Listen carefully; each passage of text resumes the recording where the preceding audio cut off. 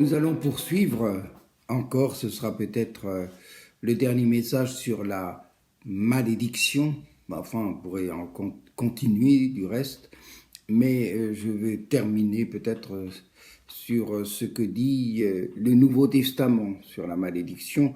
Et à commencer, je citerai simplement le prophète Zacharie, chapitre 14, verset 11, qui dit « De malédiction, il n'y en aura plus. De malédiction, il n'y en aura plus. » Et ça, c'est quelque chose qui doit nous toucher, nous fortifier, mais aussi nous réconforter. Un jour, il n'y aura plus de malédiction. Un jour, eh bien, ça sera fini. Et alors, on va voir comment ça se termine, ça. Comment se termine la malédiction. Nous avons vu ce qui a été écrit et ce que Dieu a dit à Adam, à Satan d'abord, et puis à Adam, à Ève. Et puis, mais ce qui reste, c'est cette guerre entre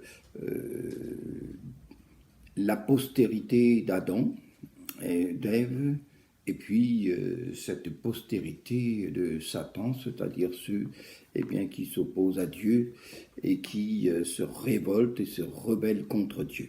Alors, je vais simplement citer Romains chapitre 8, c'est l'apôtre Paul qui écrit et qui dit « Pour ceux qui sont en Jésus-Christ ou qui sont dans le Christ Jésus, il n'y a plus de condamnation. » C'est pas « il n'y a pas », mais il n'y a plus de condamnation. En Jésus-Christ, eh bien, la condamnation est brisée. La malédiction est cassée.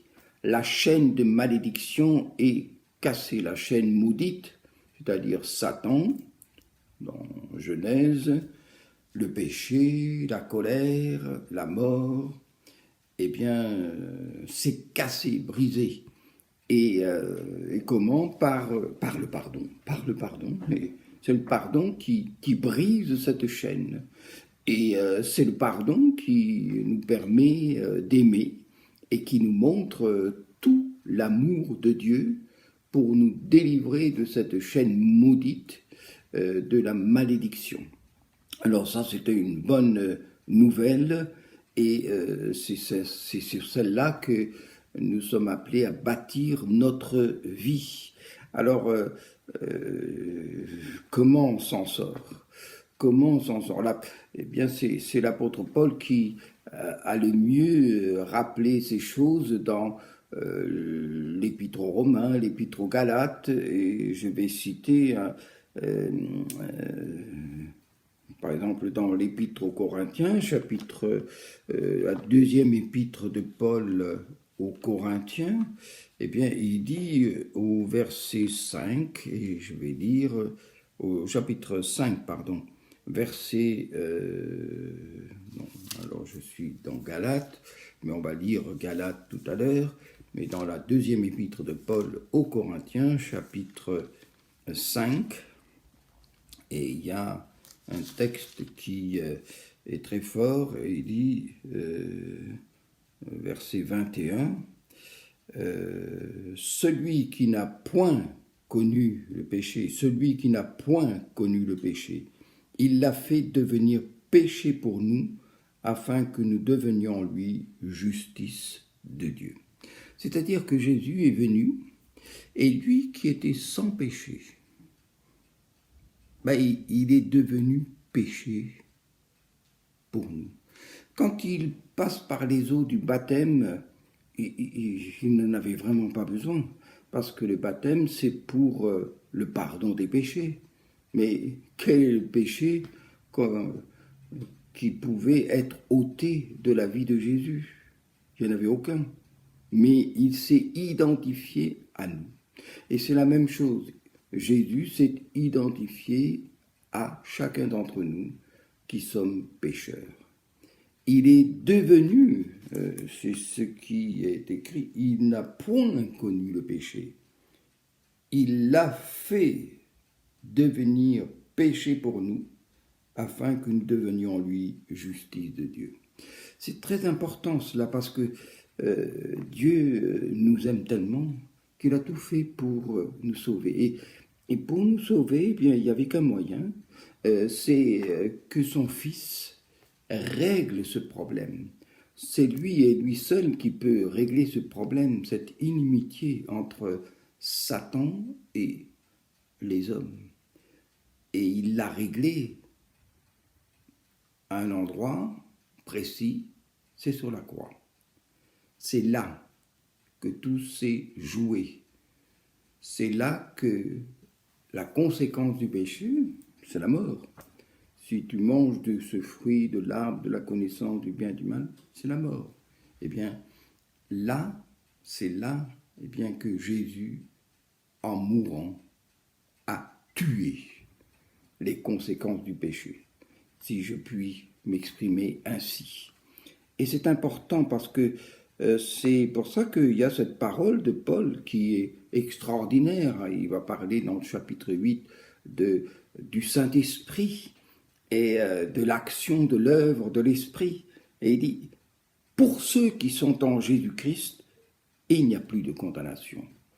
Pour ceux qui croient et qui ont mis leur confiance en Jésus, que c'est Jésus eh bien, qui accomplit la volonté de Dieu. Et il n'y a plus de malédiction. C'est ça qui est formidable.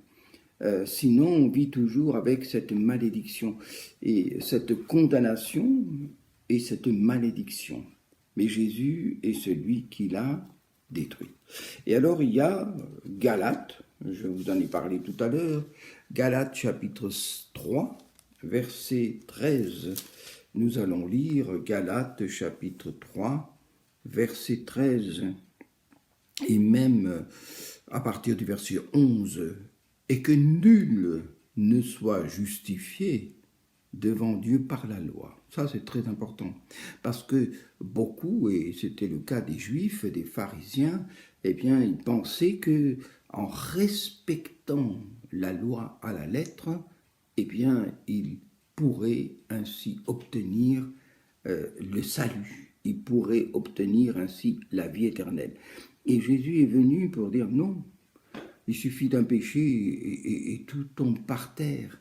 Et alors, ce qui se passe, il dit, que nul ne soit justifié, dit l'apôtre Paul, devant Dieu par la loi. Cela est évident, puisque il est dit, le juste vivra par la foi. Et il pense là, et il va en parler, par exemple, d'Abraham. Abraham, il n'y avait pas de temple, il n'y avait pas de sacrifice, il n'y avait pas tout ce rituel, toute cette tradition. Et ce qu'il y a, c'est que Abraham crut, il croit, il a cru à ce que Dieu disait. Et c'est ça qui le sauve, c'est ça qui en fait le père des croyants. Ce qui est important, c'est de croire ce que Dieu dit et ce qu'il nous dit au travers de Jésus-Christ. Alors donc, or la loi procède de la foi, ne procède pas, pardon, de la foi, mais elle dit, celui qui mettra ces choses en pratique vivra par elles. Ah, non, non, parce que tu peux même accomplir toute la loi. Alors qu'est-ce qui se passe quand on accomplit comme ça la loi? Oh, ben moi je suis fort, hein. Je ne suis pas comme les autres, hein. Et c'est un peu ce qui se passe dans la parabole du péager et du pharisien. Le pharisien se vante de ce qu'il accomplit la loi, il respecte la loi, etc. Et il ne se rend pas compte que ce respect, ce glorifier, bien, méprise finalement le pharisien, le péager. Et c'est pour ça qu'il ajoute, Christ nous a rachetés de la malédiction de la loi, étant devenu malédiction pour nous, car il est écrit, maudit est quiconque est pendu au bois, afin que la bénédiction d'Abraham eût pour les païens son accomplissement en Jésus-Christ, et que nous reçussions par la foi l'Esprit qui avait été promis. C'est ça qui est important. C'est, vous pouvez essayer de respecter toute la loi, Mais ce n'est pas cela qui vous autorisera ou qui vous amènera à recevoir le Saint-Esprit. C'est pas ça. C'est une grâce. Et à Pentecôte, eh bien, c'est une grâce. C'est pas parce qu'ils étaient meilleurs tout d'un coup que les 12 apôtres, puis ceux qui étaient avec eux, enfin les 120, eh bien, ont été baptisés du Saint-Esprit. Non, non, c'est parce que tout simplement, Dieu dans sa grâce avait dit, et Jésus l'a précisé, il faut que je monte vers le Père et de là je vous enverrai le Saint-Esprit et je vous le donnerai par pure grâce. Dieu par pure grâce a envoyé Jésus et nous recevons le salut par pure grâce et nous recevons aussi le Saint-Esprit pour accomplir ce que Dieu veut que nous fassions par le Saint-Esprit. Et ce n'est plus pour que nous puissions dire « j'ai fait ceci »,« je peux faire cela », mais c'est tout simplement parce que le Saint-Esprit me donne la force, la joie, la sagesse de pouvoir le faire. Ce n'est plus moi qui le fais, mais c'est le Saint-Esprit qui le fait en moi. Et c'est pour ça que l'apôtre Paul dira, ce n'est plus moi, Paul, qui vis, mais c'est Christ. C'est Christ par le Saint-Esprit qui vit en moi. Et le Saint-Esprit dépose en moi les capacités pour que je puisse faire ce que Jésus faisait et ce qu'il veut que je fasse. Mais ce n'est pas par ma propre force, mais c'est par la puissance, ou plutôt l'autorité du Saint-Esprit. Alors, que Dieu vous bénisse, soyez bénis de Dieu, et ne vivez pas dans la crainte de la malédiction, parce que Jésus est celui qui à la croix l'a cloué. Elle est clouée à la croix pour que vous soyez libérés.